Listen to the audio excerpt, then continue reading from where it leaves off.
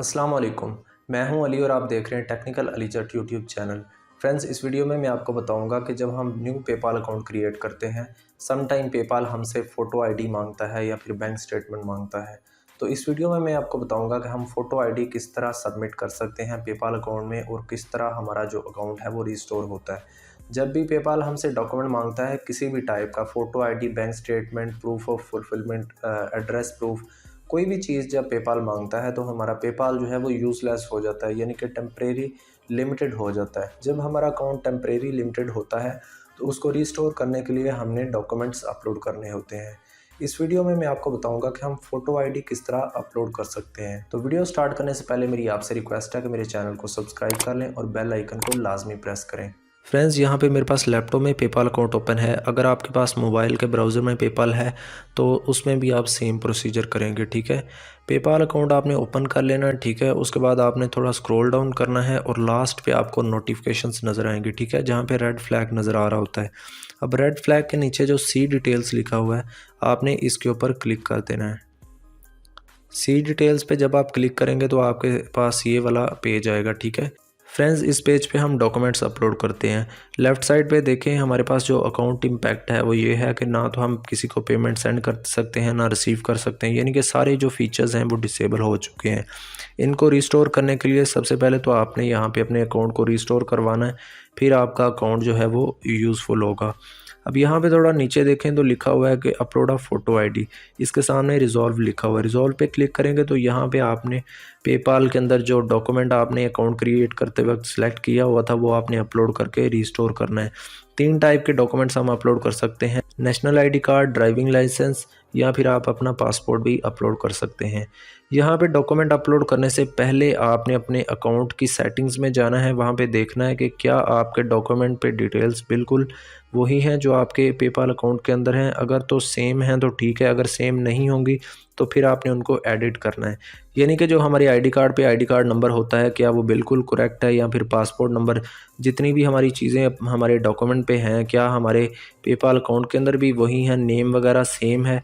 अगर तो सारी चीज़ें सेम है तो फिर आपने अपना जो है यहाँ पे डॉक्यूमेंट अपलोड करना है। हम अपनी डिटेल्स को डॉक्यूमेंट के साथ किस तरह मैच करेंगे, किस तरह एडिट करेंगे, वो तरीका अब मैं आपको बताता हूँ। सबसे पहले तो आपको टॉप राइट साइड पे जो आपका नाम शो हो रहा होता है, इसके ऊपर आपने क्लिक करना है। जब आप कर्सर अपने नाम के ऊपर लेके जाएंगे या फिर उसके ऊपर क्लिक करेंगे तो आपके पास नीचे 4 ऑप्शंस आएंगे, ठीक है। यहाँ पे जो सेकंड लास्ट पे अकाउंट सेटिंग्स लिखा हुआ है, आपने इसके ऊपर क्लिक करना है।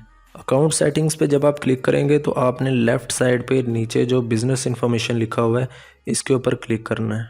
बिज़नेस इन्फॉर्मेशन पे क्लिक करेंगे तो सामने यहाँ पे जो अपडेट लिखा हुआ है, आपने इसके ऊपर क्लिक करना है। फ्रेंड्स, जब आप इस पेज पे आएंगे तो यहाँ पे आपके जितनी भी डिटेल्स होती हैं पेपाल की, आप सबको चेंज कर सकते हैं। यानी कि आप अपना यहाँ पे नाम भी चेंज कर सकते हैं, डेट ऑफ बर्थ भी चेंज कर सकते हैं, नेशनलिटी, आईडी कार्ड नंबर, सब चीज़ें, जो भी एड्रेस वगैरह होता है, सब चीज़ें आप यहाँ पे चेंज कर सकते हैं। तो आपने थोड़ा स्क्रॉल डाउन करना है और नीचे जो लिखा हुआ है प्राइमरी कॉन्टैक्ट डिटेल्स, यहाँ पे आपको राइट साइड पे एडिट की ऑप्शन नज़र आती है। एडिट पे क्लिक करके यहाँ पे आप अपना जो है नेम वगैरह, डेट ऑफ बर्थ, सारी चीज़ें यहाँ पे आप चेंज कर सकते हैं। एडिट पे क्लिक करेंगे तो ये देखें हमारे पास जो हैं वो सारी जो ऑप्शंस हैं आ चुकी हैं। अगर आपके डॉक्यूमेंट पे नाम वगैरह डिफरेंट है तो यहाँ से आप नाम भी चेंज कर सकते हैं। इस टॉपिक पे मैं एक अलग से वीडियो बनाऊंगा कि हम पेपाल अकाउंट में अपना नेम किस तरह चेंज कर सकते हैं। अगर आपके डॉक्यूमेंट पे कुछ और है और पेपाल में आपने कोई और नेम सेलेक्ट किया हुआ है तो ये नेम चेंज करने के लिए मैं इस टॉपिक पे एक अलग से वीडियो क्रिएट करूँगा। फ़िलहाल मैं आपको ये बता रहा हूँ कि आप यहाँ पे डिटेल्स को किस तरह एडिट कर सकते हैं। यानी कि आपका जो आईडी कार्ड पे नंबर है, आईडी कार्ड नंबर, वो आपने देख लेना यहाँ पे करेक्ट है, आपके आईडी कार्ड के मुताबिक है, या फिर जो नेशनलिटी वगैरह है या डेट ऑफ बर्थ है, वो सारी चीज़ें आपके आईडी कार्ड, पासपोर्ट या फिर ड्राइविंग लाइसेंस, जो भी आपने पेपाल में अपलोड करना है डॉक्यूमेंट, वो सारी चीज़ें यहाँ पे सेम होनी चाहिए, ठीक है। यहाँ पे मैं आपको एक और बात बता देता हूँ। अगर आपने कोई पासपोर्ट नंबर एंटर किया हुआ है और आप आईडी कार्ड अपलोड करना चाह रहे हैं तो यहाँ पे जो है आप अपना आईडी कार्ड, जो नेशनल आईडी कार्ड नंबर है, वो भी एंटर कर सकते हैं, ठीक है। यहाँ पे आपके सामने एक ऑप्शन अवेलेबल है। ये सारी चीज़ें आपने ठीक करने के बाद यहाँ पे सेव कर लेनी है और उसके बाद आपने अपना डॉक्यूमेंट अपलोड करना है। तो फिर आपने जो है वो मेन पेज पे आ जाना, ठीक है, बैक आ जाना है जहाँ पे हमने अपना डॉक्यूमेंट अपलोड करना होता है।